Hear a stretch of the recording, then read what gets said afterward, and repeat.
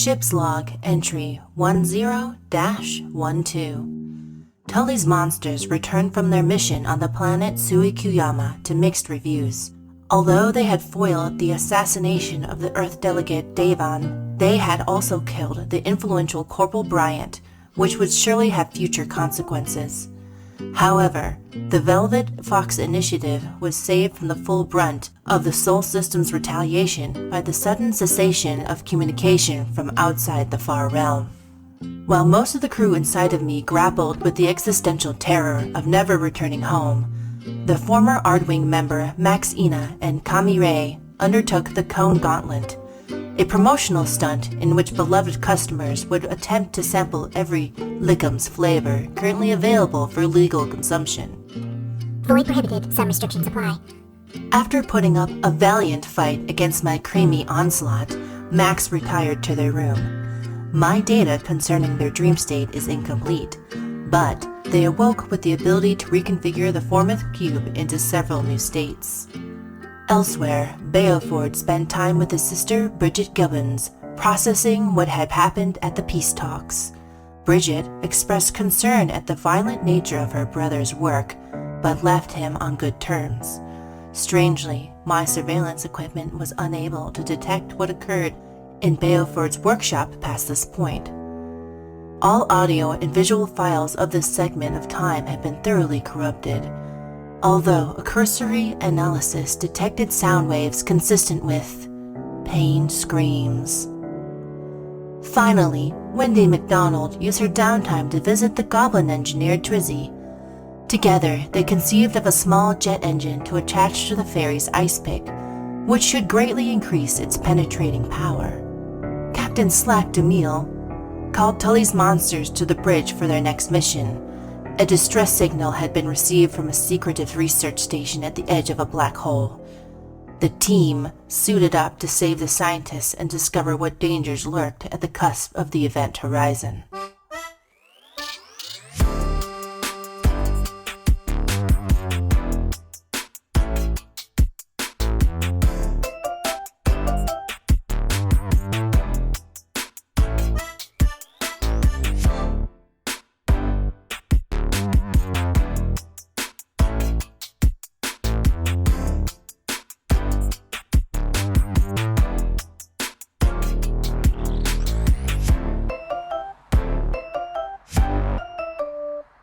I am excited to see what this next arc is going to bring us. I mean, we went to a peace talk and we had a murder happened, a politically justified murder, I guess.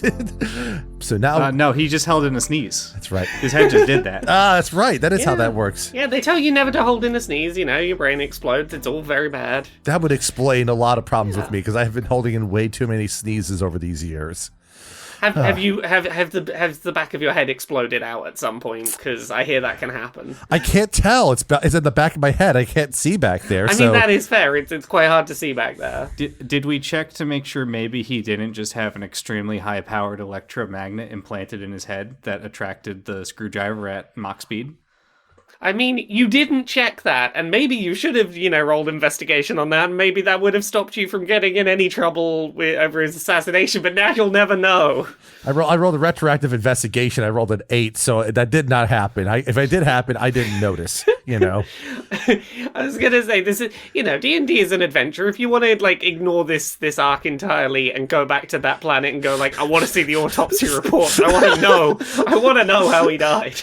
That's the worst. The derailment's okay, we're going to cover up our own activities by self-gaslighting.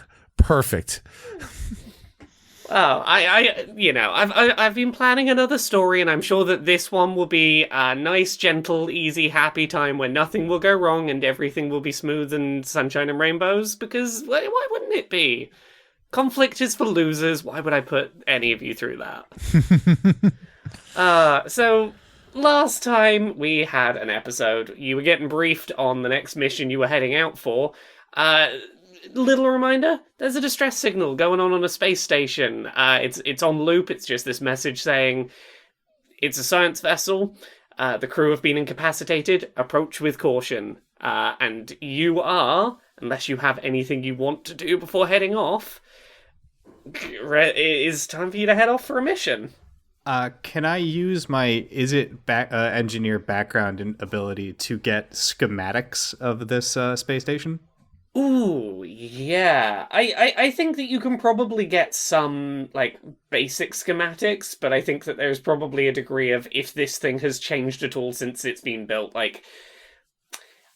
do you have to do a roll for that of any kind, or is that just a thing you get? Let's see here. It doesn't say it's a roll. It just says this is meant for buildings, but I'm taking space station as a building, I guess. You have a basic knowledge of the structure of buildings, including the stuff behind the walls.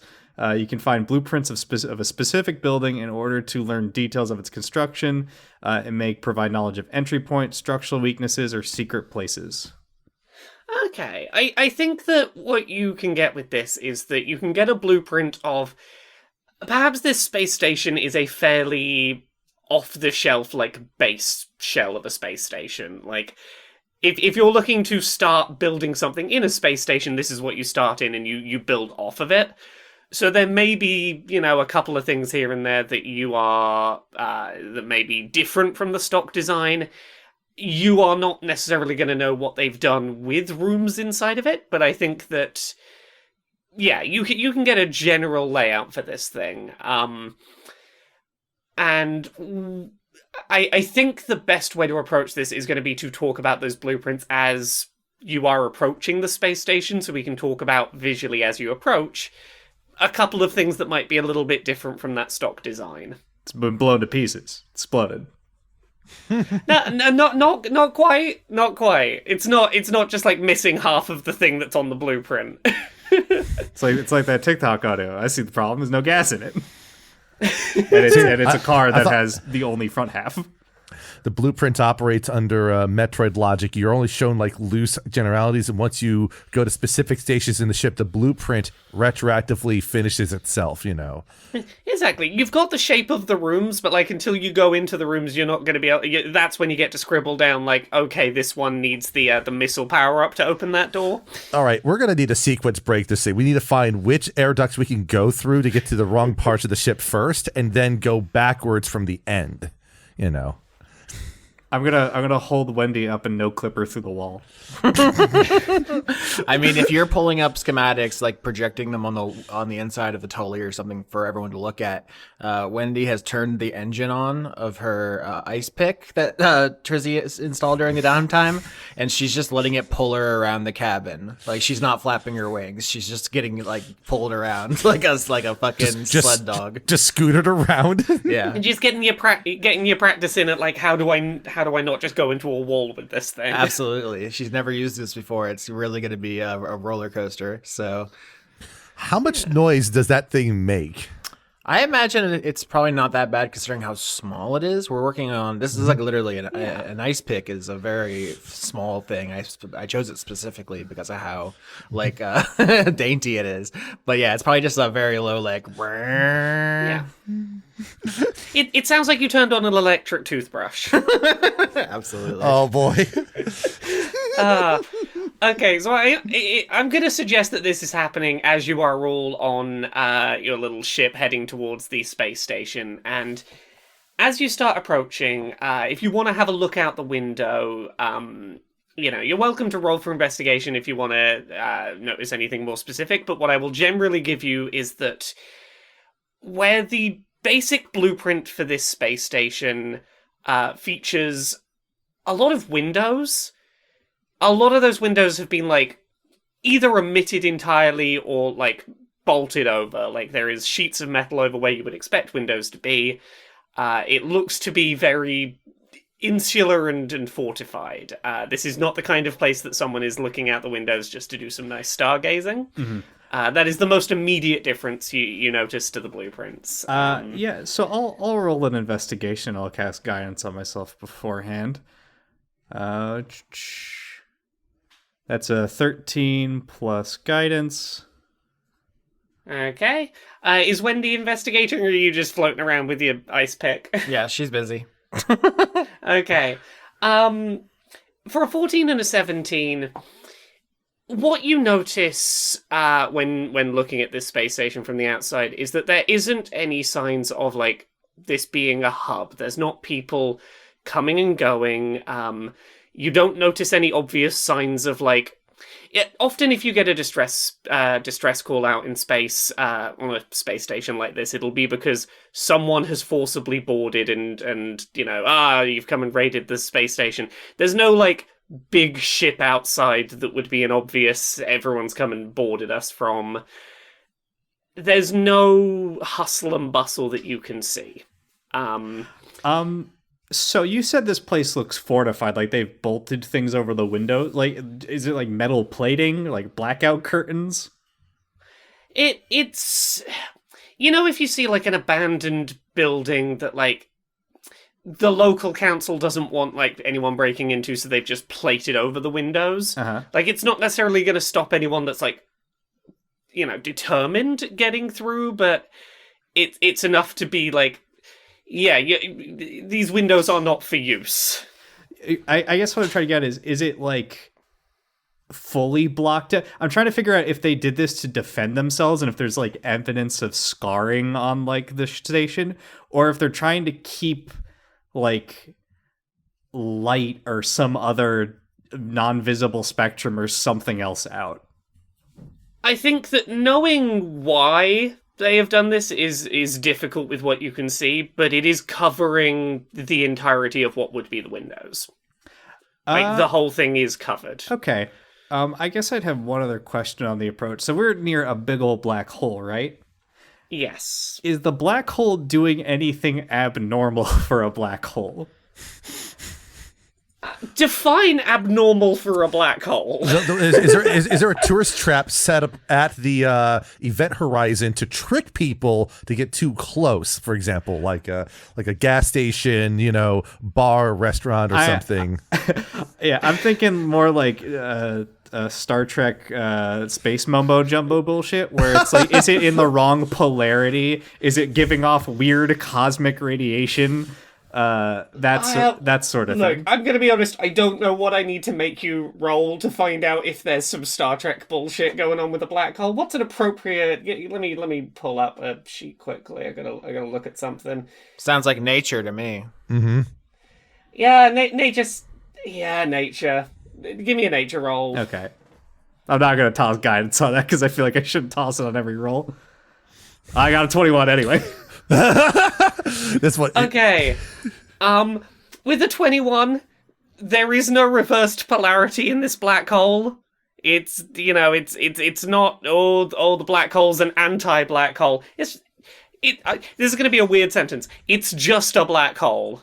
It's just a very normal, bog standard black hole doing what black holes do. This shit sucks. I mean, look, it looks very dark. You look at it and you're like, damn, there's no light there. There's nothing there. That's just a black circle. Yeah, he's confirming that this is a very good quality black hole. That's what it's supposed to do, Gub Gub. It sucks. These are suckintists. They study the suck. Look, if it weren't a terrible idea, it's the kind of black hole you'd want to like tap the roof of and be like, this black hole could fit so much everything in. I was gonna say, like, if it's not it's like an anti-black hole. It's like, oh shit, we're actually the anti-Spelljammer verse here. Okay, it's. Yeah, no. You're supposed to be reading this campaign with the Spelljammer book upside down. You're in the anti-universe. Mm-hmm. Yeah. And yes, I do know that white holes are a thing. But I just like the... In general relativity, a white hole is the hypothetical region of space-time and singularity that cannot be entered from the outside. Ooh, interesting. Mm-hmm. So instead of a suck, it's a blow. It is, yes. Yeah, it's the impossible blow. This is not the impossible blow. Oh my god. Please. Laura, we have to do an impossible blow arc. Please, write it down. Look, don't spoil the end of this arc, which is definitely going to be the people inside the space station flip a switch and now it's the impossible blow. Oh, yeah. That's sweet. Yeah. Wendy has now put her ice pick on one side of the cabin, turned on the engine, and tries to race it to the other, sending everyone scattering as the fucking flying lance goes through the entire room. Sorry, I'm trying to stop it. It just embeds itself into Beaufort's arm. So, from having looked at the blueprints, you are aware that this space station only has one sort of main intended docking port. It is sort of near the center of this fairly cylindrically shaped space station.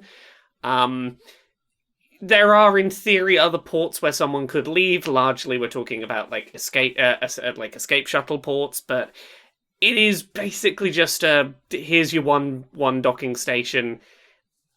It's not meant to be some big hub that's handling a lot of ships in and out at the same time. All right. Well, I guess we should go in and dock with the Tully monster. As you dock the Tully monster up against this space station, and the door of the ship opens, you are met with a fairly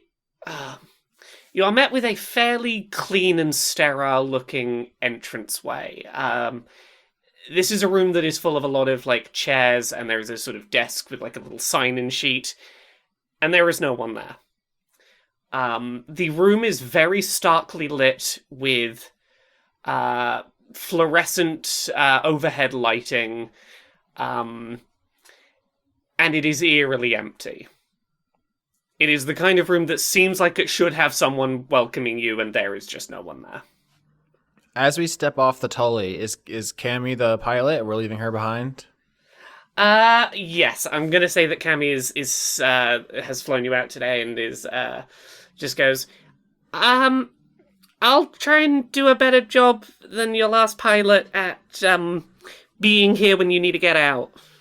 Yeah, Wendy does the thing. She points at her eyes, points at Cammy, and says, if any suck scientists show up, ask them a riddle or something to make sure it's really them before you let them on. Ask them if they know what a white hole is. The correct answer is the impossible blow. Do you need me to, like, stay here docked ready for you to, like, you know, leap on in the heat of the moment if you need to? Or, like, should I drive around the block until you're ready? Nope, stay here. If you leave, okay, you are not allowed back on the Resubian.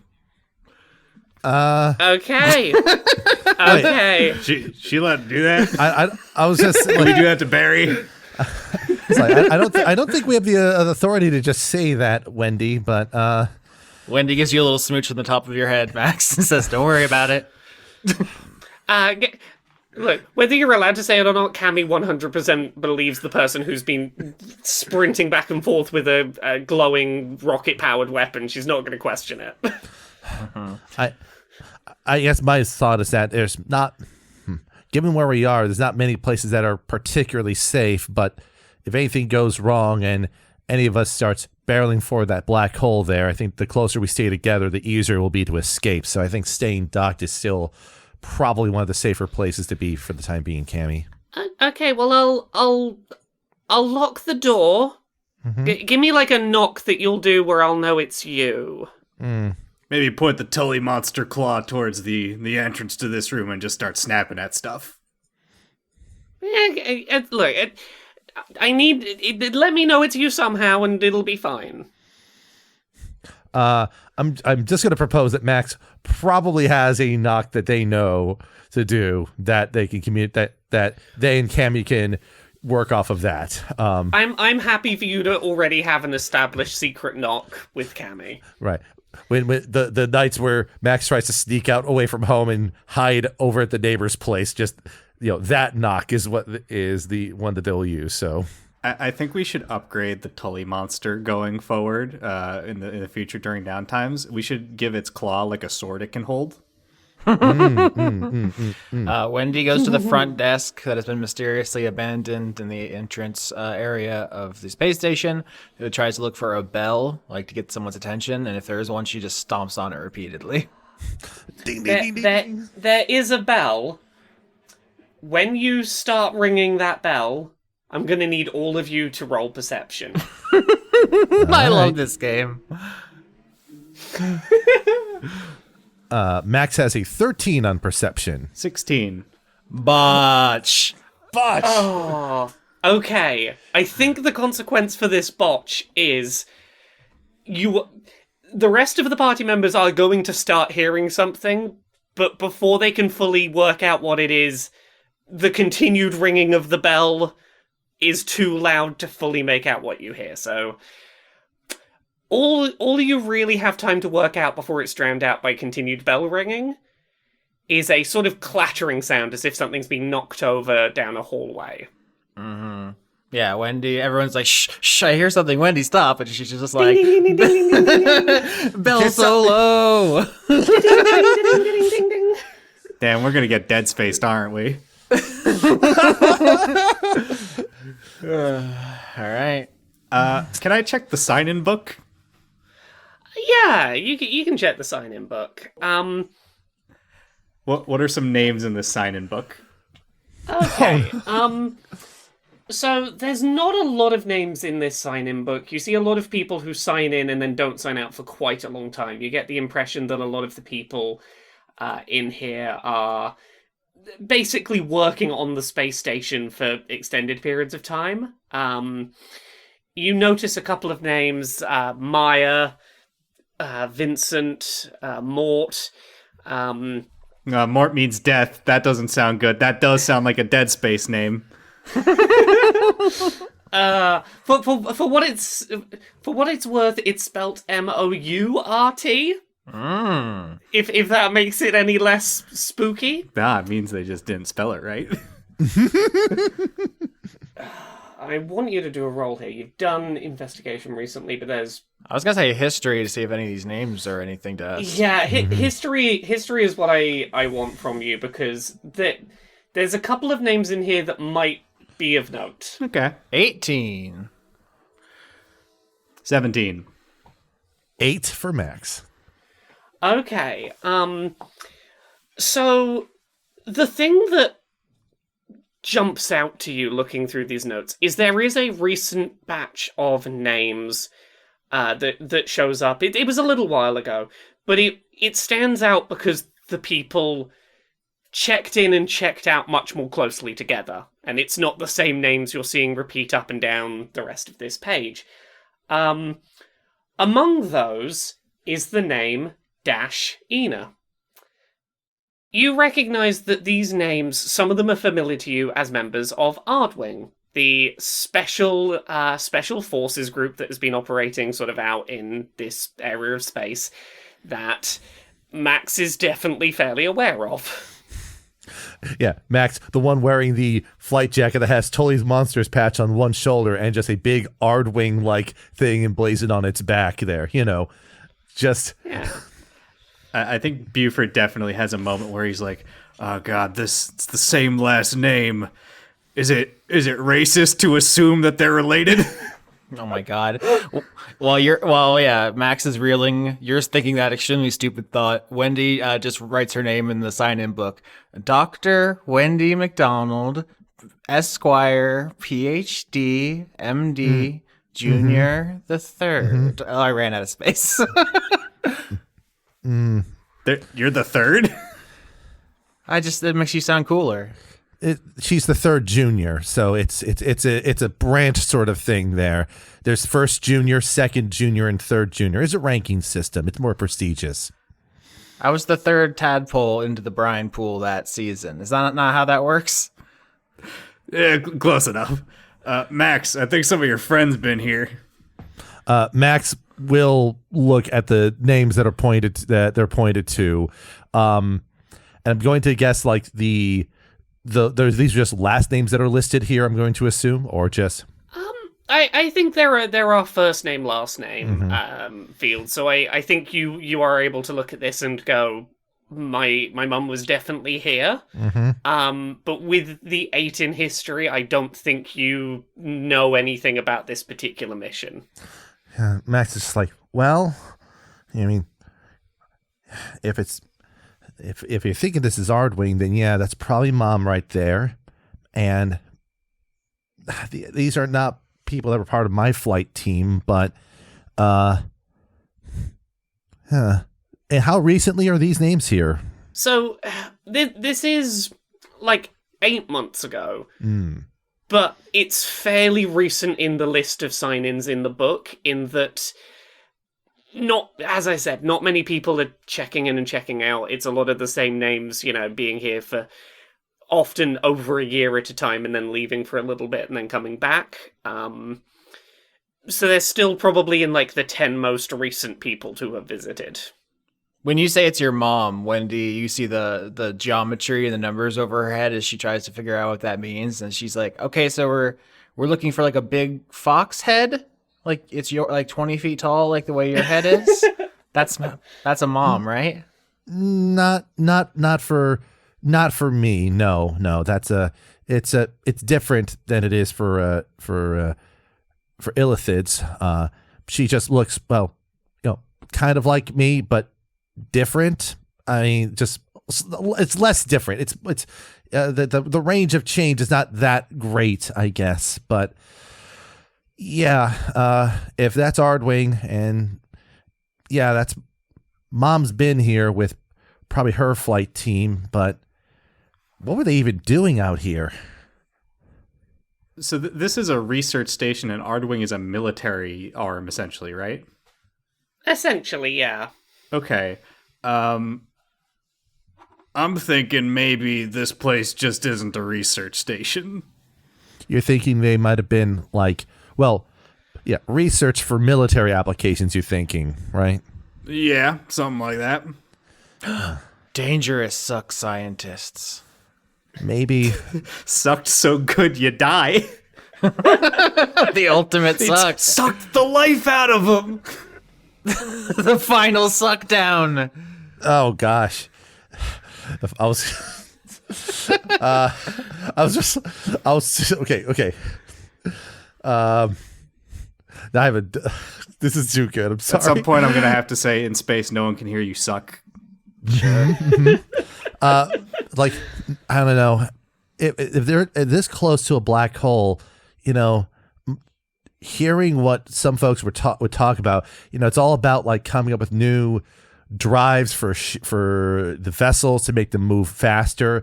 If I was thinking that, maybe it was like some sort of suck drive, like a Dyson drive that just sucks so hard you go faster somehow. But I don't know. Well, I guess we'll find out more of what they were researching. We were trying to find, well, survivors or just people for that matter here. This is a weird bit of serendipity because I know what's happening on both sides of the party, and I know that Trizzy is currently trying to upgrade our engine so that there is experimental engine tech possibly on the station. I don't think this was an intended connection that Laura and I have done, but a big... No, but it's one of those things that's just, it's lined up very nicely. Mm-hmm. Yeah, something is added to my journal. All right. So during all this conversation, there is one set of double doors out of this room, and there's little windows in the door that you're welcome to look through if you want, but you can see that there is this same very clinical lighting coming through on the other side of the door. Like, the best way I can describe it is, how hospitals are sometimes lit like very starkly, as if they're trying to do natural light indoors because they need to be able to see what they're working on. It's that slightly clinical light coming through the window. Ookie spooky. There aren't any security terminals or something like that around here, because there's an alert going on in this ship. I want to see if we can get a handle on what occurred here beforehand. I don't think there are any security terminals in this entrance room. Okay. But, you are welcome to have your eyes out for those as you head inside, and we'll keep an eye out for those. I activate the Dead Space line navigation to proceed to the next checkpoint. Wendy flips up the collar on her cloak of elven kind that she got in the last downtime from Gub Gub, and is going to get advantage on stealth to scout shortly ahead. This is her best stat, and now she has advantage on it, so hopefully I am not humiliated in front of everyone. 14. 14 is sufficient. You haven't, stumbled through the doors and tripped over yourself and made a big noise. You didn't bring the bell with you and kept hitting it. I like to think that... Sorry, yeah, go on. Max draws out their pistol, the camera shifts to an over-the-shoulder perspective, and any pseudo like celestial light that might be around them based on how they're depicted shifts to their back to create just a line to indicate what their health is at any given time to the others, so that their health is always telegraphed accordingly. We really do have the 3 play styles of Dead Space here. Wendy's got like the Ripper essentially with the jet powered ice pick. Max has the plasma cutter, and Beaufort has the stop. Well, it's a good thing you have all of these play styles ready for Dead Space, because as you go through the double doors, there's no roll required for this. This hallway has a lot of big scratch marks along the walls and floor. This is very brightly lit, but it might be a little Dead Space. As Wendy goes down this hallway in the stealth mode, we've talked about the cloak glass episode as being like showing a window into an alternate universe as the method of stealth. So it's like as she passes in front of the scratches, you see an alternate timeline where the walls are fine. And it's just 100%, yes. this awesome fixed camera angle shot of like her walking down the hallway, and it's like fine, fucked up as she passes. Gosh. Peak Dead Space, like the people look through, they see like flashbacks to the people that they care about talking with them, and oh boy. As you walk carefully down this hallway, a couple of these rooms also have these sort of windows through them, so you can sort of get a bit of a glimpse from outside as to what's inside. There is some sleeping quarters. There is some rooms filled with medical equipment. Is there anything in particular you're looking for? Dan, you said you were looking for some sort of security terminal? Was that right? Yeah. With these like giant scratches on the walls, though, what would I have to do to try to figure out what made them? Does it look like, I don't know, like a power tool was gouging into the walls, or like a, I don't know, laser sword, or some sort of necromorph maybe? I'm gonna need, I think it's gonna be an animal handling might be the role. Alright, this one I'll throw a guidance on. Alright, let's see. 13. That and this. 13. Wow. 14. Okay. You all know that, you suggested there, maybe it's like laser, or, machine-based. This is definitely something animal. This is something fairly big. Larger than a regular humanoid, but like, still in that realm of not impossibly large. You sure your mom isn't big? She's not that big. Did you say if there was any blood here? Not in this hallway. So we have a hallway that has been absolutely devastated and not a single drop of blood. Yes. Okay, I don't like that. I don't like that at all. I would prefer to be just like full of blood, like all over the place. At least I'm expecting that. And there's no like debris of like a security robot or something. Just really fucked up walls. Look, just in this hallway, there is just a lot of fucked up walls. Is there a wet floor sign on the floor at least? Maybe someone cleaned up and they just left the wet floor sign around. No wet floor sign. Oh no! You said there was a room with medical supplies. It's not like an actual infirmary, is it? Or is it? So this particular room doesn't appear to be an actual infirmary, but it does have it looks like a medical storeroom. That maybe there is an infirmary elsewhere, but this is where a lot of the stock of a little bit of everything is kept. Has it been raided at all, it looks like? It doesn't look to have been immediately raided. It still looks to be in decent condition. This don't smell right. Something's weird here. Medicine check to see if there's anything useful in here? Like a potion or something? Yeah, go ahead and do a medicine check. 5. I just eat a box of gloves. Nitro, delicious. They offer you no nutritional value, unfortunately. Yeah, no, I was trying to think if I could tell you anything. No, I can't tell you anything for a 5. You look at this room and you're like, this sure is medicine. I'm a doctor now. I think my first instinct here, I don't know what the rest of the party's thinking, would be to find like any way to get access to like security camera footage. Yeah, I mean, that's definitely a thing out there. I mean, while we're moving, Max is mostly just looking for one of two things. One, traces of like clothing fragments, like weapons or other items that might have been used as them just like scattered on the ground. Like how much in disarray are rooms that we're peering into? So sort of stuff. It seems to vary by room. Like the medical storeroom seems to be largely untouched, but one of the rooms, the sleeping quarters, is in a total state of disarray. Every one of the beds has been like snapped in half. Nothing has been untouched in there. You look in one of the rooms and there is a sort of mess hall, there's a sort of kitchen area, and that's been very badly damaged as well. This sounds like any common area is getting obliterated. I'm going to need you all to do another perception check. Okay. 11. That's a 9 for Max. You hear some thudding in the distance. It sounds quite fast. Yeah, that definitely does not sound like Mom before you ask, Wendy. Is it coming towards us or going away from us? You all got around average. If you had to guess, it's getting closer. Okay.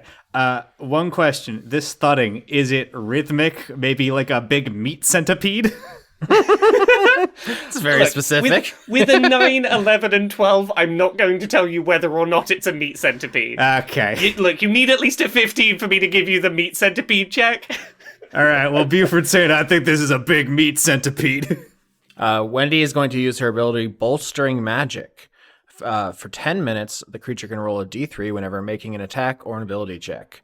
I'm basically just like concentrating really hard on my wild magic, my inherent, fairy, arcane abilities, and just trying to concentrate on them, harness them, and if something attacks us, I'm going to go bananas on it. Mm-hmm. Yeah, it definitely sounds like whatever that thudding is coming nearer. Mm-hmm. So we're in a mess hall right now, currently, right? Yeah. Okay. What Beaufort is going to do is it sound like it's heading towards like an open door currently, or like a space it's going to go through?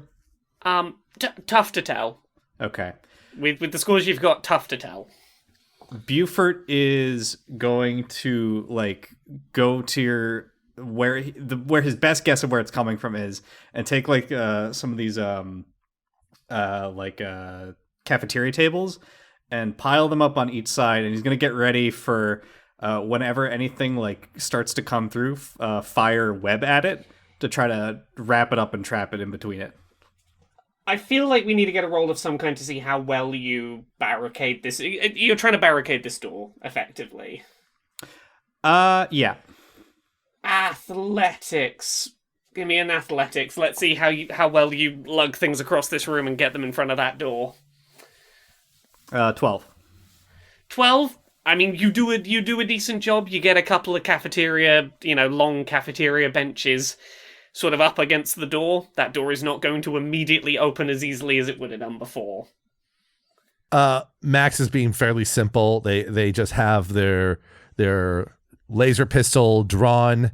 They sort of like get crouched behind, one of the many waist high like things to kind of like, get some cover behind, and then just sort of train the pistol at like whatever direction or opening the sound seems to be coming from, and just sort of like on the ready for something to show up. Yeah, if Max is doing Overwatch and Gubbins is doing a trap, I think what Wendy's going to do is going to try to make herself like bait, essentially. She's going to like fly down and then like look in the wrong direction of the sounds to try to see if something's going to leap out at her. She has something called feral instincts. If you are surprised at the beginning of combat and aren't incapacitated, you can act normally. So basically, I'm doing the someone call an ambulance, but not for me. Okay. I like all of this. As you all prepare, everything goes quiet for a moment. There's a huge thud against the door. You see a mass of fur bashing up against that door. All right, well, I'll have web prepared as soon as it breaks through to try to entangle it. There is another bash against that door. Just like Max is just sort of seeing the fur and just thinking, like, what were they even doing here? As you wonder that, there is one third and final bash against that door as a pretty large furry humanoid with big claws and teeth gets through that door. You suck too long, the abyss also sucks back. What have we... the party as a whole hasn't rolled medicine yet. No. Yeah, let's get a medicine roll, everyone, as this thing comes through the door. 6. I'll toss a flash of insight on this to turn it into a 13. Okay, we've got a 6, a 6, and a 13. We're not doctors. You are not doctors. I think the problem here is that this thing is moving like very quickly for its size. In character, it is not staying still long enough for you to get a good look at it. But for the players, I'm gonna drop a picture in because I think that the players and the listeners will very quickly recognize what this is. Yeah, that sounds about right. Oh. Puppy! There's a nice little puppy! Because in space, it's always nice. I get it. I see what you're doing. Yeah, so for the listeners, it's a werewolf. There's a werewolf has just bust through this door and it is not happy with you. It is charging very quickly towards Wendy. Can I fire my web? Yeah, you can fire your web. Okay, I fire my web. It's a second level spell. What does web do? Read us web. Tell us about this web. Web. You conjure a thick mass of sticky webbing at a point of your choice within range. So the web fills a 20-foot cube for the point of the duration. The webs are difficult terrain. Each creature that starts its turn in the webs or enters them must make a dexterity saving throw. On a failed save, the creature is restrained as long as it remains in the webs or until it breaks free. Right. So you said there's a roll that I gotta do? Yes, a dexterity saving throw. This thing rolls a 3 on dexterity. It was way too focused on Wendy as a target and is pretty well webbed up. Yeah, so I think the flavor on this is like it's leaping at Wendy midair, and Beaufort's like holds out his big robot hand, and like a port in his palm just opens up, and he fires like a metal mesh net straight at it and bags it right out of the air. Yeah, I think Wendy doesn't even activate her rage or anything. The plan is going so well. She just turns on the engine on the ice pick and just tries to ram it through the squirming, furry creature inside the netting because her feral instincts means, she knew it was coming. She knew the distance and everything. There's restrained, so I get advantage. That's going to be 13. Oh, I get my bolstering magic. So A 15 is gonna hit. Roll that damage. All right. Oh, that's not right. 16, as I just center mass drive the engine, sporting ice pick into the fluff and the flesh. Yeah. So you stab pretty well into the center mass of this thing, and your initial instinct is, yeah, they're gonna fuck this thing up pretty badly. And you sort of retract your ice pick.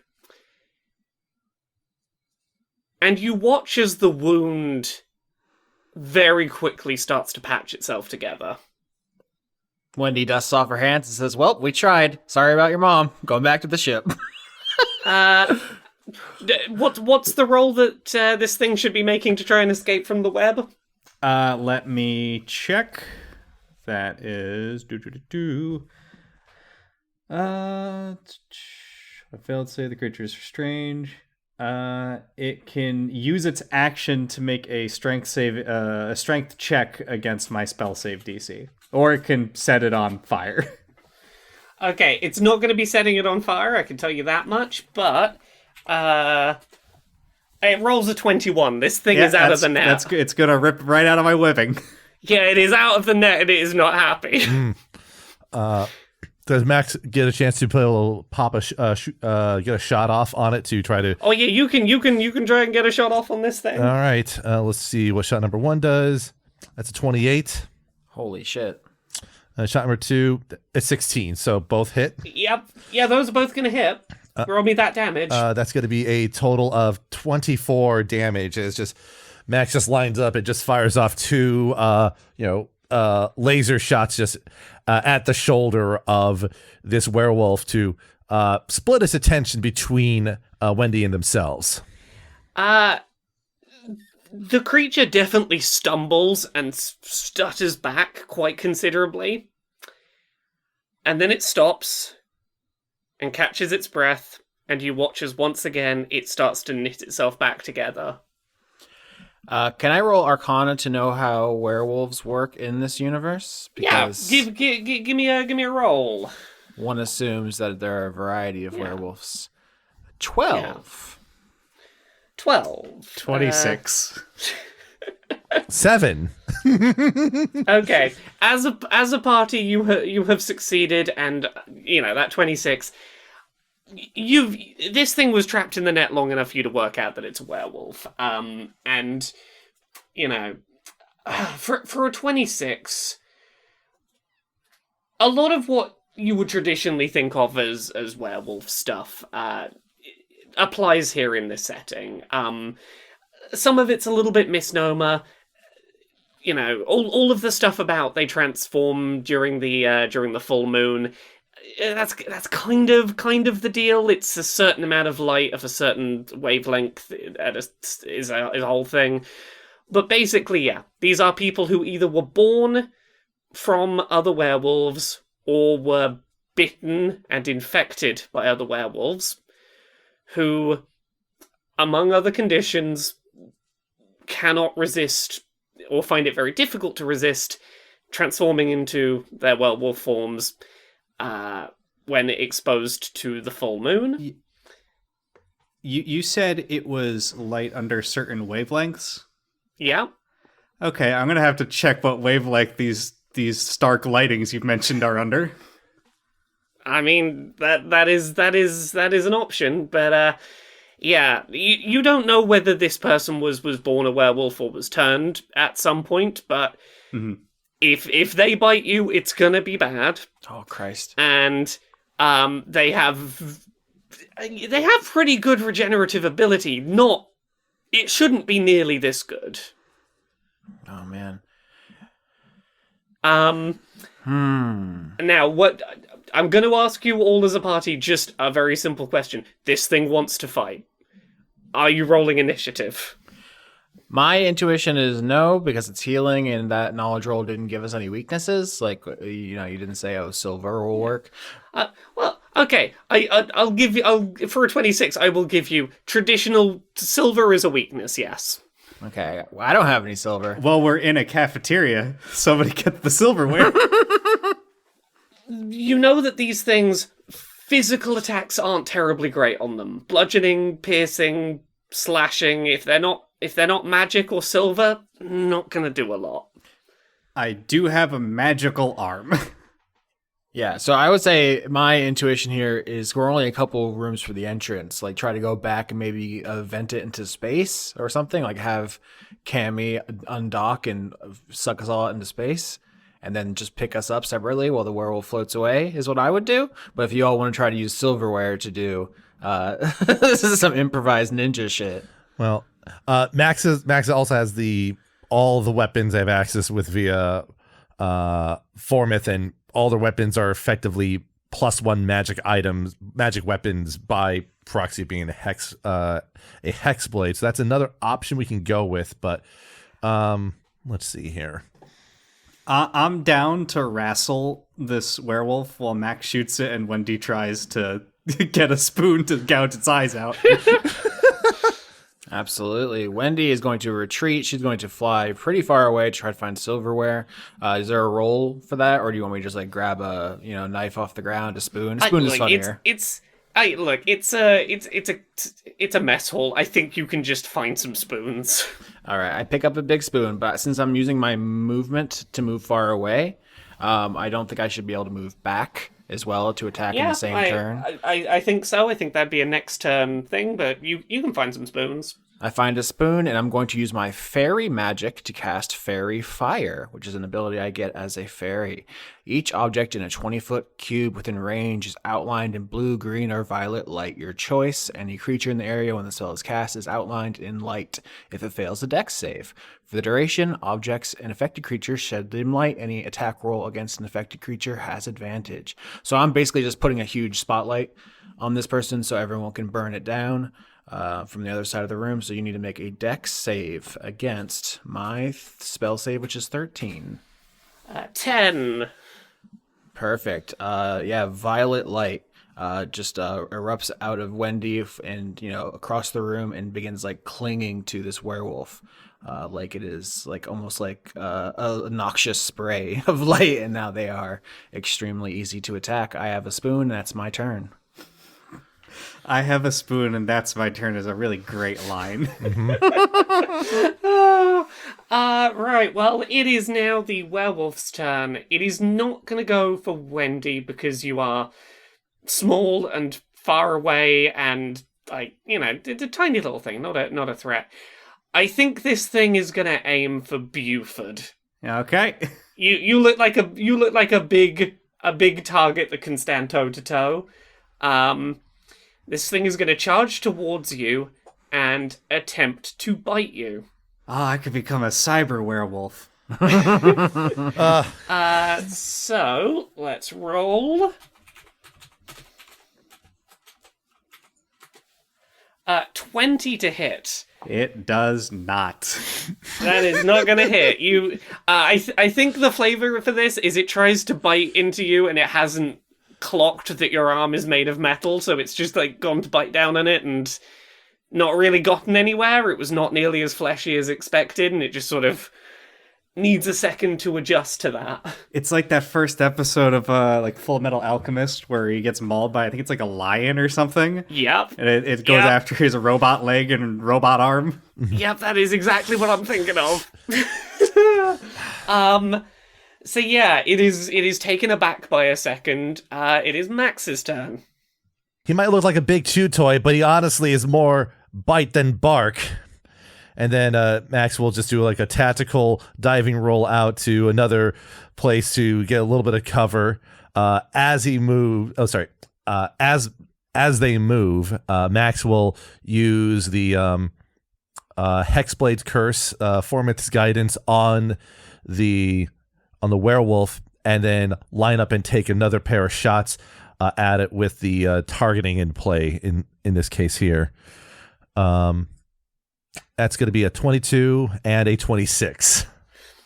Yep, those are going to hit. Roll me that damage. That's going to be 31 damage total on the two shots there. Holy shit, that's not even Formith. That's just a gun you brought? That's the laser pistol that Cammy made for Max, yes. Okay. Who could have known guns are dangerous? Guns? Pretty powerful, those things. Yeah, so you land a couple of hits pretty squarely on this werewolf, and it seems like it's taking longer to heal, but it is recovering. It is patching itself together. You are slowing it down.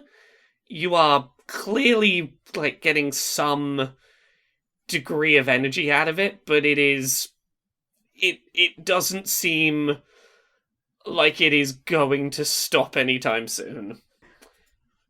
Beaufort, your turn. All right, first one is a 28. And the second is a 19. Those are gonna hit. Okay, that is... Oh, Jesus. And then the second, whatever 19 plus 13 is... 32. 32 damage. As Beaufort says, time to put this dog down. Are you going for lethal or non-lethal? I'll beat it unconscious for now. It seems like you get the impression this isn't going to last terribly long. It is not currently moving, and you've bought yourself some time, but it is already starting to stir. Like, it is not, like, out cold. It is not going to be out for that long. Mm-hmm. So the only thing I could think in this current moment is that you mentioned that it's a wavelength of light that could be setting this thing off. I want to try to get it into a smaller room and then cut the lights from the ceiling to see if I can force it to change back. Definitely. If you want to drag this thing into... I think the smallest room you've seen is that medical supply closet that you went past earlier. You're welcome to drag this thing in there. Are you just, like, forcibly ripping the lights out of the ceiling, or are you looking for a light switch, or what are you doing? I got a big robot arm. I can punch him out of the ceiling if need be. I mean, is that what you would like to do? Yeah, I think Beaufort, if he's trying to do this quickly, he's not looking for the light switch. He's just reaching up and pulling the panel out of the ceiling. Okay. I'm not gonna make you roll for that. I think if you want to drag this thing into the medical cupboard and just rip the lighting socket out of the ceiling, you can do that. Mm-hmm. The room plunges into darkness, other than the light that is coming in through the little circular window in the door that all of these doors have so far had. Mm-hmm. And it does seem like this thing may be affected by that. It is the fur is getting less dense. It is losing a little of its mass. It does seem like the lighting in here is not doing this thing any favors. Okay. I have dark vision. Is there anything I can use to, like, completely block out this window? I don't think there's anything immediately in here, but if you wanna... do you have anything in your inventory or anything like that? Or anything on you? I will go outside the room and just rip the ceiling lights out, too, if need be. That works. You're gonna go rip out the lights in the corridor as well? Yeah, at least at the very... like, the light coming into this room. Okay. I think while you're doing this, you're kind of going on a rampage. You beat this werewolf unconscious. You're ripping all these lights out. You're dragging its body around. I think Wendy is, like, visibly uncomfortable with all this. She usually is pretty, like, blasé and like, hi, I love violence or whatever. But, like, she is small. This thing is huge. Her weapon didn't work. I feel like she's, like, shaken more than you've probably ever seen her. And she's just keeping a lot of distance. I think in comparison, this is Beaufort, like, in his element. And this is him being strangely nice for what he would normally do. Normally he would just kill this werewolf, but since he knows it's like a person that isn't intentionally doing this, he's actively trying to keep it alive. But the way he handles things is dragging it by its leg as it's unconscious and destroying property. I'll say, like, Max is probably going to stay near Wendy and just keep an eye on her and making sure that she's doing as well as she can given the circumstance. Just so Beaufort, I'll give you this. Of the places that you all looked through as a group before, one of them was the sleeping quarters. You could probably go grab some bedding from there to stick over the window, or you could pull some more lights out of that corridor and get it pretty dark. I'll wad up bedding and use that to get it out for the moment. Your suspicions are somewhat confirmed when you block up this window and you get that cupboard good and dark. It's not instant, but you do now have what appears to be a slightly furry, unconscious elf in this cupboard. Okay, I'm gonna hog tie him with some extra bedding for the moment, and then rejoin the party. Okay, party. I'm gonna need another perception check. Oh no. While you're hog tying, Wendy says to Max, Max, I noticed you looked at the werewolf's clothes with some interest. Do you think that was your mom? Well, I was trying to determine whether it might have been one of the people working here or, maybe even just one of the Ardwing members or something. It was just hard to tell. Are you putting together a timeline? Because I'm running some numbers here, and I don't know if this is a werewolf place that your mom showed up at, or if this was a suck scientist place some werewolves showed up at, or how your mom fits into it. This is getting a lot more complicated. I thought I was just going to dunk on some nerds. Well, assuming we might find some survivors and, they're not in a immediate threat of death. I mean, dunking on them is still on the table, but yeah, that's why I'm kind of concerned. And if, based on the timeline, up to 8 months of this, Also, weren't all the windows were covered when we came? Oh man, there's a whole light puzzle here. I hate these. You got to get the mirror shield, and then you got to make the light beam bounce around. It sucks. Yeah, I mean, I'm trying to think here. Why would they want to block the windows? I mean, I get not wanting to look at a black hole all the time, but the only other reason I would think they would do that would be to control something else about the environment here for some reason. But why? Huh. And that's when Gub Gub comes out of the closet. It's like, there's an elf. We got an elf. Right. Yeah, I think Beaufort will sort of dust off his hands for a moment and go, so looks like whatever these wavelength the lights are set at is making this guy over here turn into a werewolf. Oh. I see. Which then leads me to a couple questions. We saw those lights blocked out, and I heard your conversation there. Mm-hmm. It's rude to eavesdrop. Yeah. I assume you weren't whispering to hide it from either way.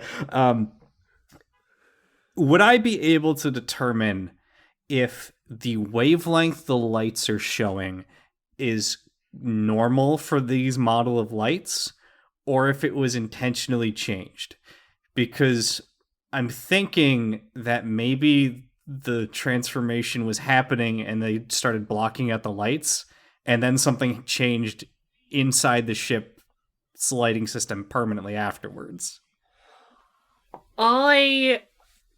Okay, so very specifically, you're trying to work out whether the lights in here have been set abnormally. Yes. How much of a specialist in light, the history of lights, How much do you know about optics, my man? I know Thomas Edison electrocuted an elephant, I think, and he did a light bulb or something. Yeah. Okay. Roll me history, but I warn you, it's going to be a pretty high check without an God existing damn it! That's history. a 1, and I saw it almost hit a 19. Okay, so for a 1, you're pretty sure that these lights have lights always been this light? Mm-hmm. Aren't lights usually less light? Oh my god. Are the lights just miniature moons? They're just moons in little. Yeah. This is the equivalent of if you'd lived your whole life with lights on a dimmer switch and someone's just turned the dimmer switch up slightly so that now you're like, no, this isn't. Lights aren't. They're weird. Dimmer switches were created to turn people into werewolves. The liberal media doesn't want you to know this. Oh my god. Oh man. I need you all to do a perception roll. Oh, good. I want you to perceive. I know you've been asked to do a few of them today. It's not going to be the last. That's another one. 12. Max rolled a night. Max rolled a 19. You just botched two motherfucking times in a row, you giant metal dumbass. I swear to God, I do not trust how Beyond D&D Beyond rolls, because it looks like it's physics-based, and I don't think that's a good thing. Look, I need to give you some kind of punishment here for double botch. I think at least part of this is you're still distracted by the liberal media's lies about dimmer switches. Yeah. What's a good consequence here? The conservative media is all vampires. The liberal media is werewolves. Everybody knows this. Okay, I know what the consequence is. You are shouting pretty loudly about the liberal media's conspiracy about the dimmer switches. As a result, 19 and 12 were the other rolls. Yeah. Mm-hmm. I mean, you can hear some thuds again. You're not going to get much more specific than that because they're being shouted over by someone with a conspiracy against dimmer switches. Well, that's all really fascinating, Beaufort, but I don't know if the other people in this ship are going to really be worried about conspiracy theories, And libertarians are fish people. Oh my God. Wendy says, okay, our mission was to answer their distress call. We did. Are we going to say no survivors and head home? Or how do we need to secure the research, whatever's going on here? If anything, I don't know. I'm so stupid. I have no idea what's happening. I think we need to at least understand what's going on a little bit better beyond just a speculation, but I don't think we have much time to think about that right now. Yeah, I'm thinking like in character, Wendy would be like, I'm out of here, but obviously Max is like, I need to know what happened to my mom here, so you're not leaving it like under any circumstances. Max is going to do something in preparation for all of this here. What are you up to? Max is going to close his eyes for a moment, think. It's like, okay, let's see if we can keep ourselves from getting bit too hard at least. All right, Formith, Decrypt, Alma. And then like what happens is there's almost like a layer of frost that goes over Max's body. They clap their hands together when they do so and pull their hands away. A pair of shields are now in their hands as the frost sort of drifts off their body, and a couple of other clothing elements change. There's almost like a bit of a veil across their muzzle there with a little bit of purple note. And after shifting to the weapons, Max is going to cast a spell on themselves, and that is going to be it's normally called Armor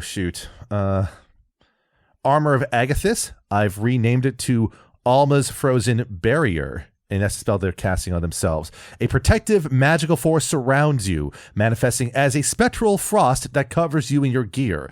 You gain 25 temporary hit points for the next hour. If a creature hits you with a melee attack while you have these temporary hit points, they take 25 cold damage for as long as the temporary hit points last. Oh, lovely. Wonderful. As a group, do you do anything else? Am I still ranting about how the stock exchange is controlled by mummies, or? I mean, if you want to be doing something else while you finish off your rant about the stock exchange being controlled by mummies, you're welcome to do so. Beaufort can everyone here see in the dark? No. Okay, only Beaufort. That's interesting. I was going to try to cut the lights. Let me see what else I can do here. Max is going to make their way to the hallway outside to basically make themselves bait in this case. Shit. Okay, I'm not gonna cut the lights. That's a good idea. Like, honestly, I mean, from a dramatic perspective, I think it really works that, like, our mission is, hey, let's cut the power to the whole station. If we can do that, theoretically, we can disempower all of our enemies simultaneously. And, like, yeah, that would mean if in a fight, two of us would have a disadvantage, but it also could mean we don't have any enemies. That's true. Right. Beaufort is going to... This also makes sense.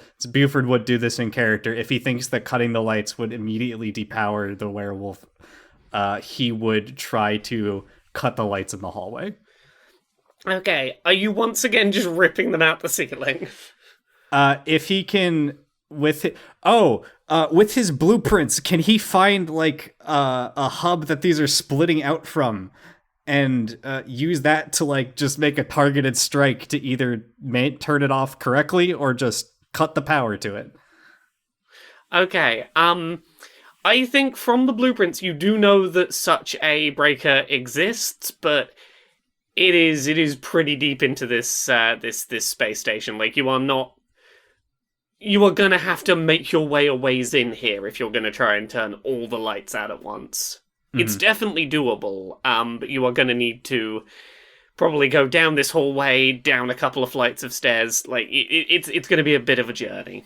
Dungeon. Mm-hmm. Dungeon. Werewolf dungeon. Yes, let's do it. We're gonna kill some dogs. So you are aware of there is a place that will allow this to be a solution. 2 more werewolves come into the corridor. One of them is now rushing towards Max, who has placed themselves as a bit of a bait. Yep. Max is like bracing themselves, both shields kind of set up in front of them, almost like a I forget what the term is when you're doing like a defensive stance with multiple shields. What is it called? You're forming the Torterra? Or no, that's not what's good. It's the Roman That's a Pokemon. Thing. Yeah. Are you talking about a fucking phalanx? No, there's also a term for one of them that's named after a tortoise in Latin, I think. Mm-hmm. But Max is sort of like setting themselves up as bait, shields kind of raised to kind of protect from bites. And just sort of like, that's the it. Testudo formation. Testudo, yes.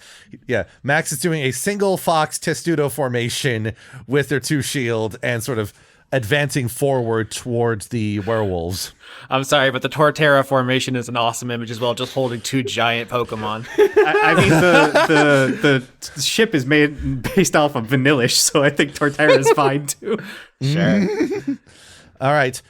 So that's what Max is doing. If the others want to back Max up, they're welcome to do so. Are we in the same initiative, or because I can go?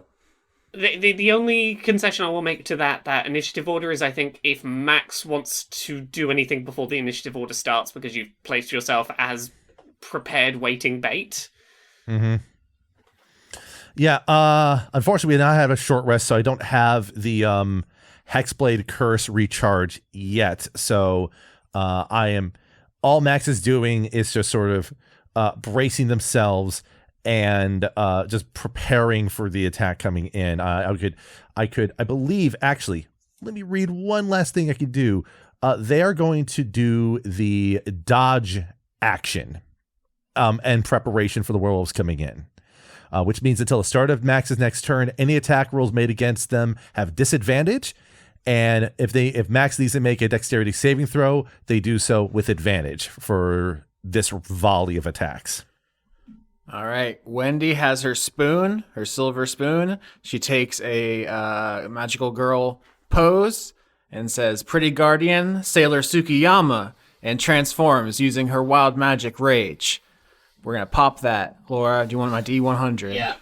Let's get that sheet up. Give me that D100. 97. Oh! Okay. What does the anime spoon look like? It has little pink wings. How many belts does it have? 8. Wendy learns a spell of a level that you can learn from a different class. Oh, well, that's interesting. You can take a minute to decide what that's going to be, but yeah, you now know a spell of a class you should not know of a level that you have spell slots for. All right, my 2 immediate thoughts are the best spell, Eldritch Blast, but you already have that, and we don't have a dedicated healer, so maybe a healing spell of some sort would be useful. Regardless of my turn, I am going to try to scoop out one of the werewolves' eyes with my silver spoon.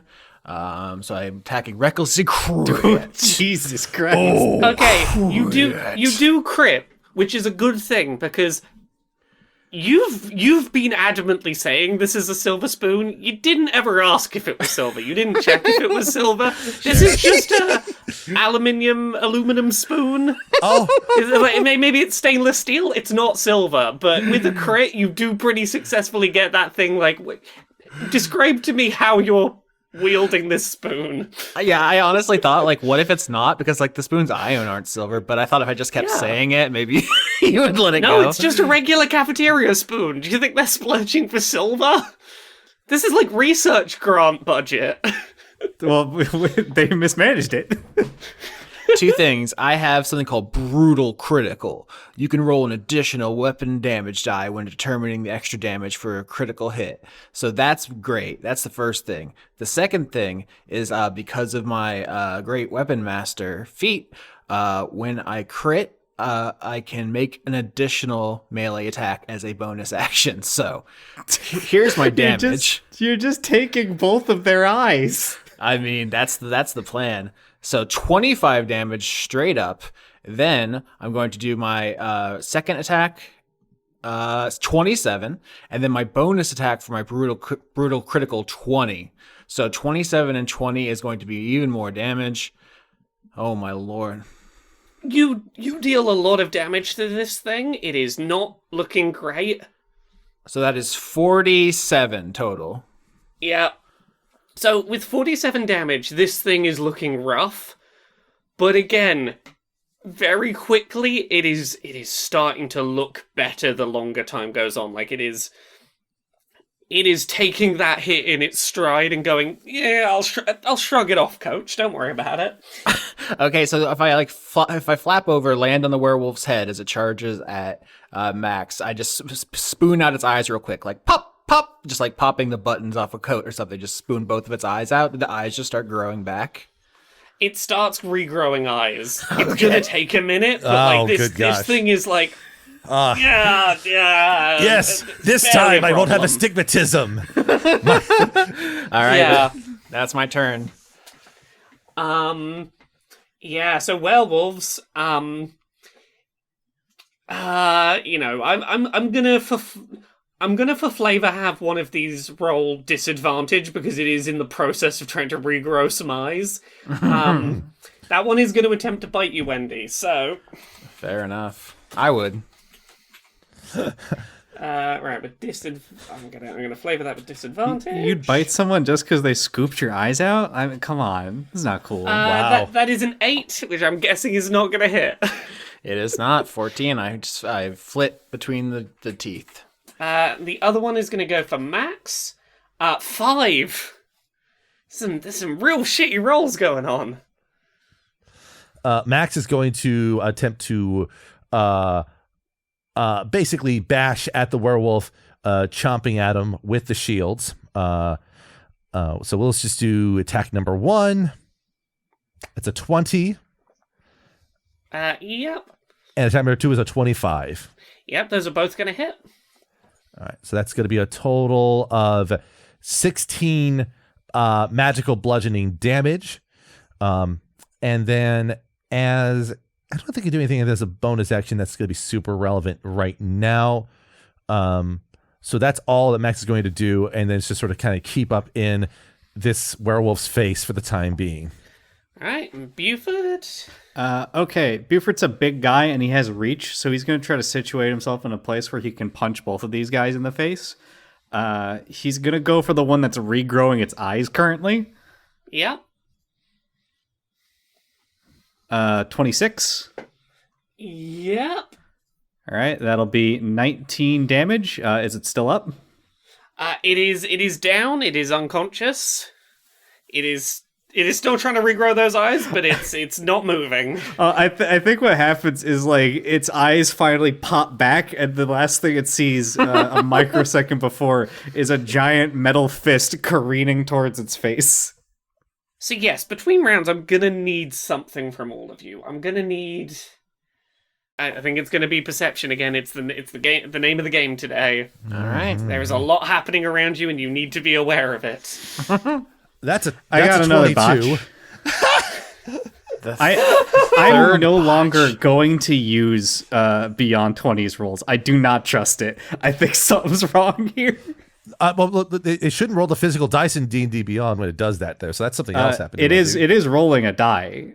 If you want it to not roll a die, do slash in the chat. Yeah, type /roll space D20 plus one. Right, that's what I'm gonna move to because I watched it roll a 1 and then just slide across my screen.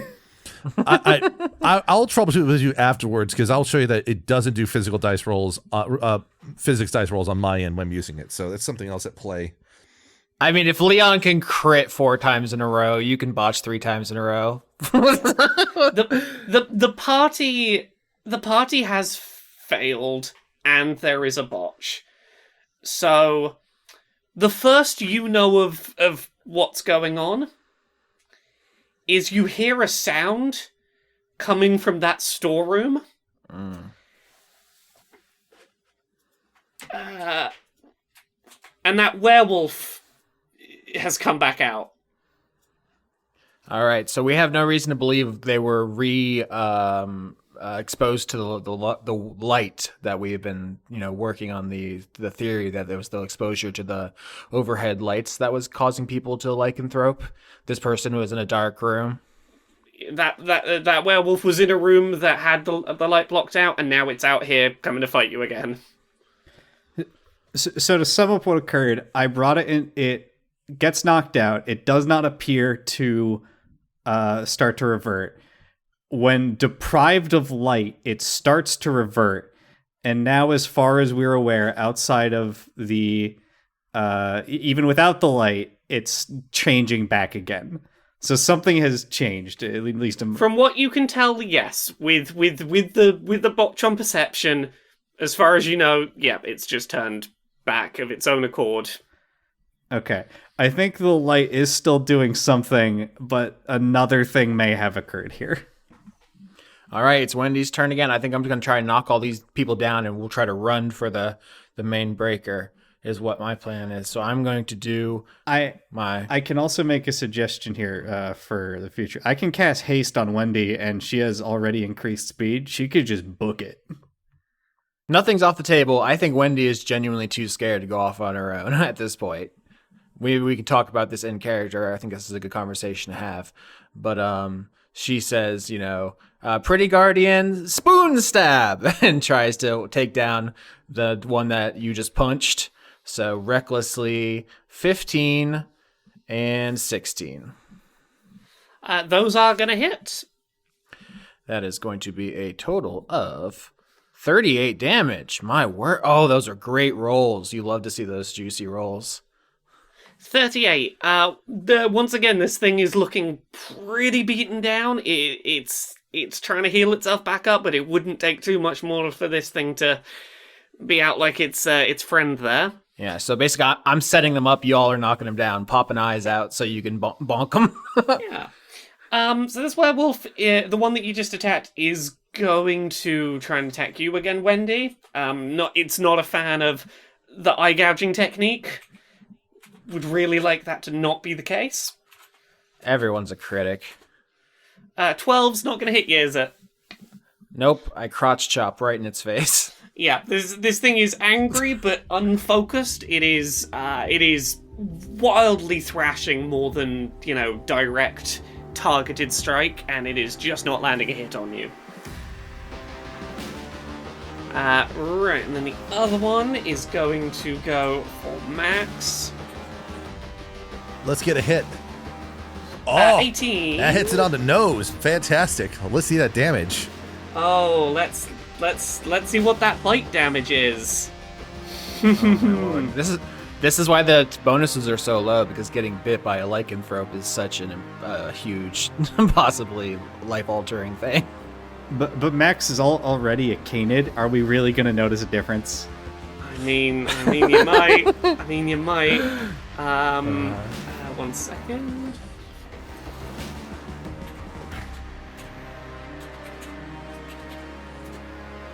So that is going to be 10 damage. All right. And it takes 25 cold damage. Yep. Holy Christ. This thing is going to lose consciousness. It is unconscious, but you're going to need to give me a Constitution saving throw. That'd be an 8. Oh no. What is? Can you tell us what he needs to beat it? Because if I can give him Flash of Genius to improve it. Look, I'm not gonna give you that degree of metagaming control. If you want to add a number to it, you can add a number to it. I'm not telling you what the target is. That would put it at a 13. I don't think that would probably do it. Oh my god, you don't want to risk it for your friend? You know what? You're right. I'll do it. I don't really know Max, but yes, I'll put Flash of Genius on it to make it a 13. Oh my god. At a 13, Max, you feel all right. I mean, you got bit. It's not great, but like you're doing all right. Is it like, so the werewolf bites onto your arm and everyone's like, oh my god, because you can contract lycanthropy that way, and then it zooms in and we see there's like a thin layer of ice where the ice reaction you did? Exactly. Exactly. You've taken a bit of damage, but those teeth did not get as deep as they wanted to get. On Max's turn, they are going to batter at the one that bit them with 2 strikes. So let's just go ahead and get those strikes in there. That's a 13 on the first attack, probably not going to do it. And it's a 25 on the second that will hit, at least. Yeah, that 25 is going to hit. It's just going to be 8 magic bludgeoning damage on that front. Let's see here. I'm trying to see if there's anything else I can do in the immediate with that.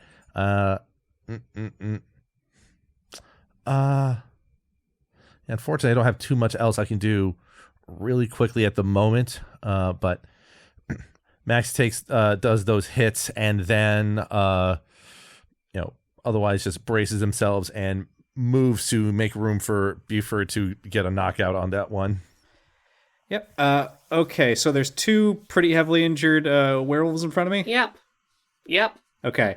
I'll go after the one in front of Wendy first, because she is easier to hit. All right. 17. 17 will hit. Okay. 14 damage. Okay, that one is unconscious. You don't know how long it's going to stay that way, but it is unconscious. Yeah, I think Beaufort's just wheeling around, throwing haymakers at everything within physical reach. Yeah, you just like someone set off a spinning top. You're just sort of round and round and round. I think the perfect way to describe how Beaufort fights is if you played Injustice 2, Hellboy was released as a DLC character, and it's exactly like that. So he's like popping people into the air and then grabbing them and throwing them against the wall. You've knocked out every single werewolf. We keep like getting them down and you keep knocking them out. It's a very consistent strategy. Again, you are the safest person to be going and punching them because you have a big metal arm that isn't very lycanthrope biteable. All right, and the second one is a 22.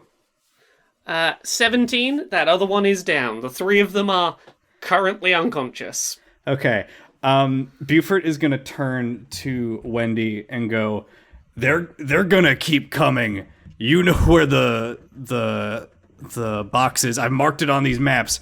I think you need to go cut the power while we hold them off here. I think you need to huff my butt. Come with me. All right. I'm going with you, Wendy. If you want to, you can hide behind the shields here while I run. I mean, yeah, I think that this is going to just keep getting worse and worse and worse. I think if we run, at least we can. Mm-hmm. You can do a go on without me or something if you want at that point. But does that make sense? Yeah, Beaufort was basically trying to offer. We make a lot of noise here as a big distraction. But yeah. If we're just gonna, I guess, sprint to the power box for now. Mm-hmm. Okay. Yeah.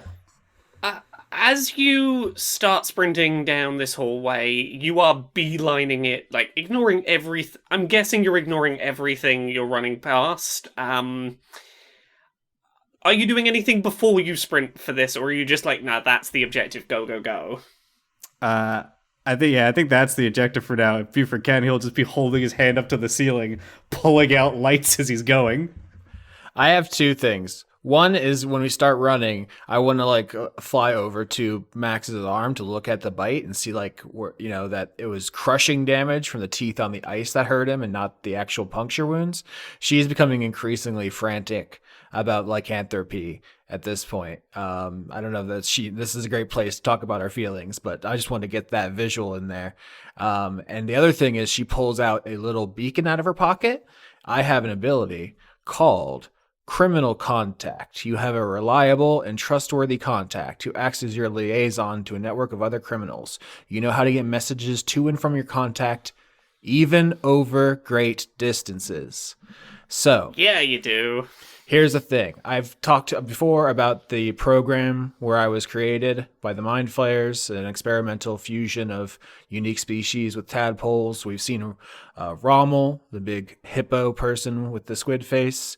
There's someone else out there who doesn't want me dead, a fellow spy who has escaped the program. And I am going to activate the beacon right now to ask them to come and get me. And I think it's basically sending is the spell. Which is, in this beacon, because I can contact them over great distances and just saying, need help at these locations, bring EMP, night vision goggles, dark mission, lycanthropes. Just try to throw as much details as I can get there in the character limit. Do you want to tell us at this moment who it is you're calling in? Yeah, I think I'll just say to the group, I'm calling in my buddy Cortazar. He's a real jarhead. If anybody can get us out of this, it's him. He's also not particularly biteable. I'll say that. Max just sort of nods along if Wendy starts talking about that, and it's just otherwise just running, both shields kind of held up in front of them, and just focusing on keeping eyes up for anything that might be off along the way. So yeah, to contrast Wendy's panic and Max's determination, Beaufort, he's not excited, but on the last missions we've been on, he hasn't really gotten to stretch his legs, so to speak, and he is just he's not reveling in this, but he's glad to be doing what he does best. Yeah, you really didn't get to go fucking Atom Smasher mode in the first arc. So which is specifically why he modified himself to make himself faster. Because he will not allow himself to be left behind when there's incidents like this occurring. Wonderful. In that message to Cortazar, I want to say it's okay if you vent us into space is part of the message. If we all get sucked out into space, that's fine, because we all of us can survive in the vacuum for a couple minutes, and then Cammy can come pick us up or something. So that's a survivable tactic. Beaufort, if this is being told to him, will be like, yep, that makes sense. Remember, you have to exhale. If you don't exhale, your lungs are gonna explode. Mm-hmm. But yeah, that's the backup plan. Hopefully we can flip the breaker and talk to some of these people once they de-wolf and be like, what happened? Where's mom? So, as you're running, you are following a direct beeline for where the breakers should be. You do, as you run past a doorway, hear, "Oh, thank God, please get in here." Oh my God. Thank the Elder Brain. Do you stop to deal with this door, or are you I'm going for the breakers? Oh, that's a great... Max will stop. That's such a great question. I think Beaufort wouldn't have stopped, but if both of them do, if either of them do behind him, he's going to have to essentially punch his hand down in the ground to stop his robot momentum. And then wheel around in a circle and go, what are we doing? What's going on here? So I'm of two minds here. I think here's plot stuff. We should stop and see it. But also, Wendy's panicking. Part of me wants to say out of character, Dan, can you cast haste on Wendy and just slam the door with you and with Max inside, just like force her to go alone, because I don't think she would do it herself, but I do think it's the most interesting thing. I don't think Beaufort would like force her to do this right now, because he would have done it before if we were like okay, we're gonna draw all the attention here and do a fucking orgy of violence. But if it's just like trying to force her into doing something like this, that wouldn't be his game plan here. Okay. If you both stop, I'll stop. Oh yeah, Max hears a voice, and Max is going to stop because they've been looking for just people around here. Yes. Okay, so it sounds like as a party, the ripple effect is going to get everyone to stop. Yeah, Max stops. Beaufort like puts emergency brakes on, and maybe Wendy careens into his back. Okay. You hear quite a deep, like, ka-chunk sound as a very thick door opens. And there is a almost looks like a dragonborn, but a little bit lacking in details. Starts beckoning you in and going, please get in. I there's so much I have to tell you. Where are your details, bro? Oh, Are you sorry, just Lionheart? Sorry, I was a little panicked. And they sort of look like they're concentrating for a second, and they look more traditionally dragonborn now. Holy fuck, what does that mean? Oh, man. All right, yeah, get inside. They shut the door behind you, and it's very clear, like, this is a specifically designed, like, it's almost like a vault door, this. And you are now in a room with a series of, like, person-sized containers and a lot of, like, computer systems and tech equipment. And this now looking more traditionally like a dragonborn looks up and goes, Oh, thank God. I'm guessing you heard the distress beacon. Yeah, now I'm the one who's distressed. We need a new distress signal. Mine. Yeah. No, sorry about this. Hi. Generally, you want to specify in a distress signal. By the way, there are werewolves here. Look, it's an all-purpose distress signal. It wasn't designed for... We didn't anticipate... There's a whole space station full of people being forced to be werewolf transformed against their will. Maybe we should have foreseen it. Beaufort turns to Wendy.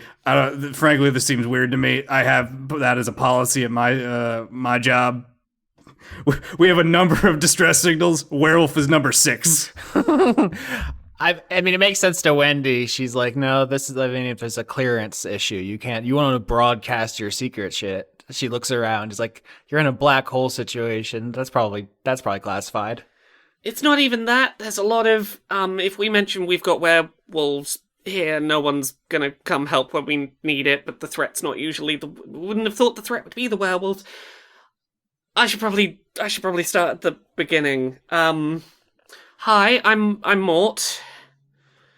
Oh, that means death. That's not good. No, it's not spelled the same. It's got a U in it. Why are people saying it? It's a name, okay? So you're one of the researchers here? Yeah. This place is set up to research lycanthropy cures. So not the big black hole. They're not suck scientists. The black hole sucks all the light. I mean, yeah, that was kind of the intent. Like, there's a lot of places we could have set this stuff up, but like, inevitably, there's light that sets off lycanthropy wherever you go. And we used to have the windows open. It was nice to be able to be somewhere where we could have looks out into space and also no one transforming, on the reg. Before we had to board all the windows up, but yeah, this place is largely crewed by people who have lycanthropy and do not want to be a threat to anyone. Researching in a controlled environment how to prevent people transforming against their will. And everyone has transformed against their will, and they don't know what to do. Wendy looks at Max with a look that somehow articulates, "Did your mom do this?" But without saying that. It's a very specific facial expression. Well, Max takes a moment to encrypt Formith, so they're back to kind of their normal presentation with their pistol and such.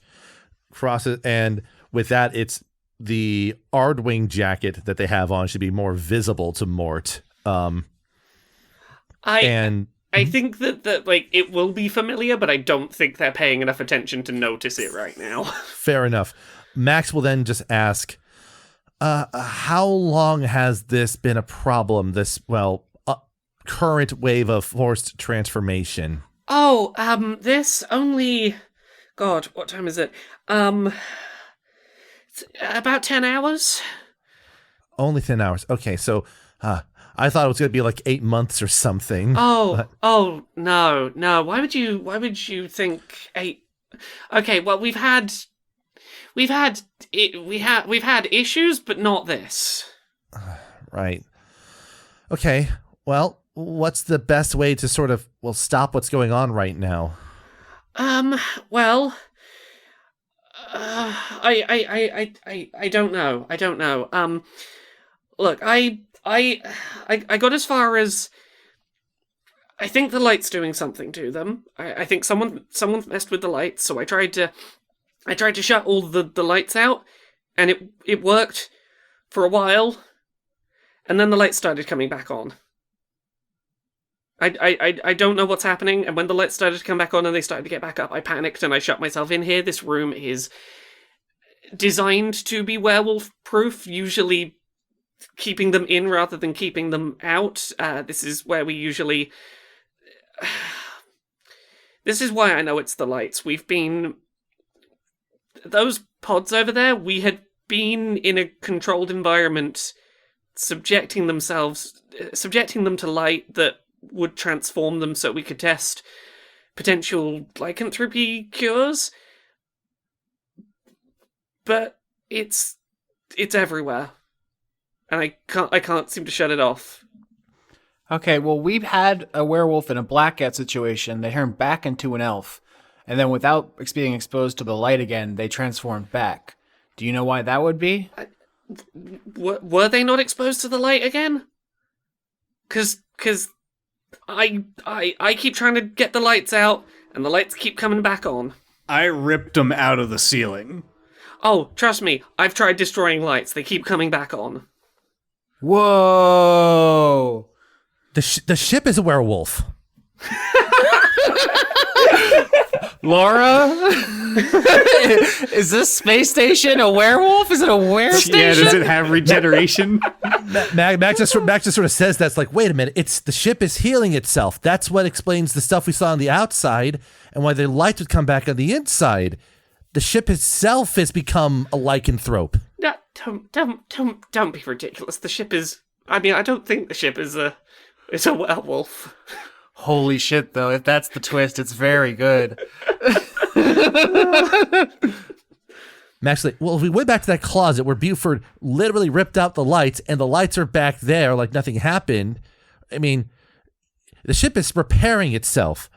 And it's repairing itself like the werewolves heal themselves. So, I mean, it sounds dumb, but it makes sense in my head at least. Speak for yourself. It sounds sick. It sounds sick nasty. I hear what you're saying. We didn't go back into the room to confirm it. Simpler question. You were researching werewolf cures. Any chance someone was looking into a way to actively weaponize it and trigger it on command? I hoped that that was over, but I worry it's not. I will say, I think Beaufort does he doesn't do the Wendy full conveyed expression to Max, but I think there's a bit of a quick glance. Did your mom do this? Look is getting a lot of play tonight. The star werewolf crew is trying to be assembled here. Yeah, I think it's at this moment that Mort looks over at Max and notices the Ardwing patch, but also notices Formith. The floating as a cube now, correct? Mm-hmm. Correct, yes. And goes, you mentioned 8 months. I guess that's where I should start. We got an offer we refused a while back.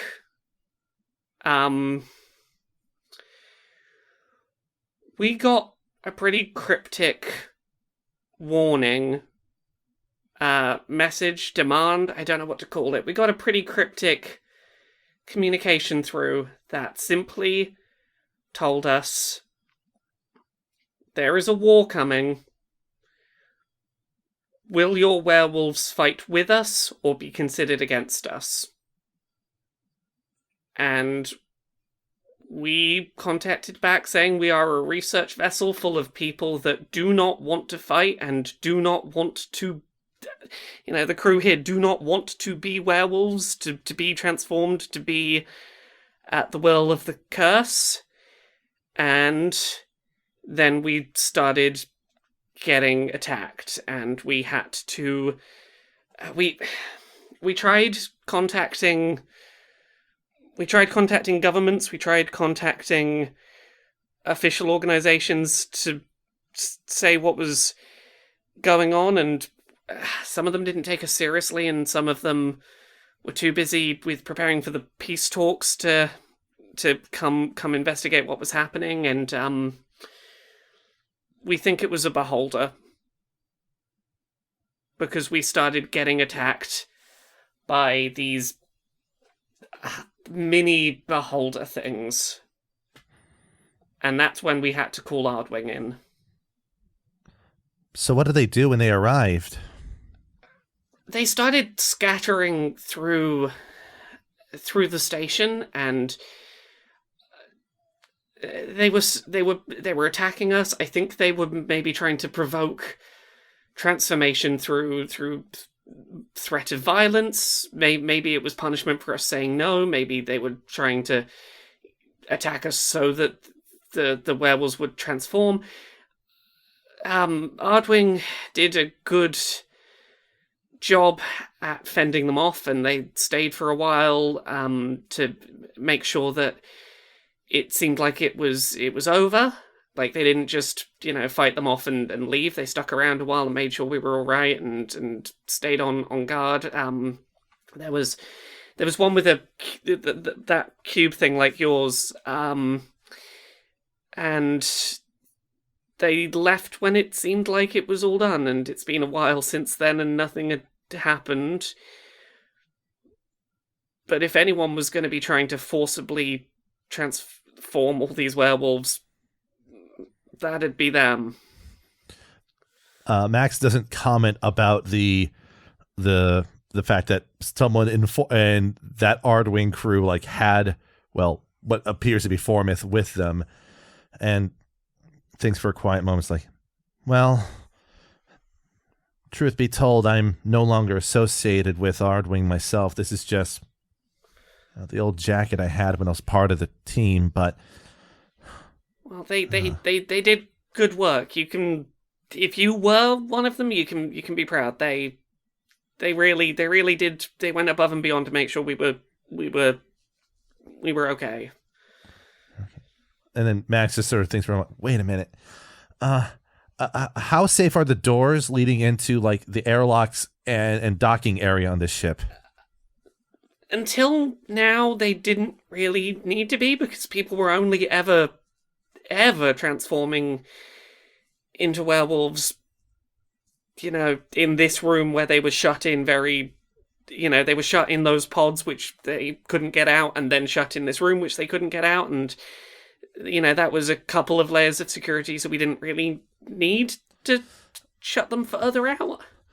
Right. I'm just been, because of all the stuff was happening earlier, I forgot to think about this, but I'm just wondering if Cameo's okay. Well, the werewolves wouldn't know the password, the impossible blow, so they couldn't get in. Unless their pattern of running against the door just coincidentally is the secret knock. Or if they just rip the door open. That's sort of the thought that Max is thinking of. They'll just tear through it themselves and just sort of get in that way. But look, she's in a space fighter, essentially. I think she can bail out if need be. I mean, you did tell her that if she bailed out, she was not allowed to return to the Resubian. That's true. That is true. Max is sort of like, I guess the things that we can do for the now. Max is sort of like stammering in, clearly a bit more nervous about the whole situation as they're trying to formulate a thought. Before they just take a moment, breathe, and finally say, well, it looks like we have two things we need to figure out. One is how to stop this current wave of transformations, and two, maybe figure out what or who is responsible for this to be happening. Yeah, you said there was a beholder who was threatening you and the Ardwing had to step in. We have reason to believe a beholder may have interrupted some peace talks we did a great job protecting. And they don't really like to work together, so it's probably only one beholder really in charge. Do you remember their name? Bob the Beholder. Yeah, the initial message we got was from someone called Youch. All right. History check to see if we know who that is. Maybe this person has a reputation. Yeah, give me that history check. Did you say youch, like the thing a cartoon character says when they're injured? I mean, look, that's not how I was trying to say it, but yeah, sure, youch. 11? 16. All right, that's a 15 for Max.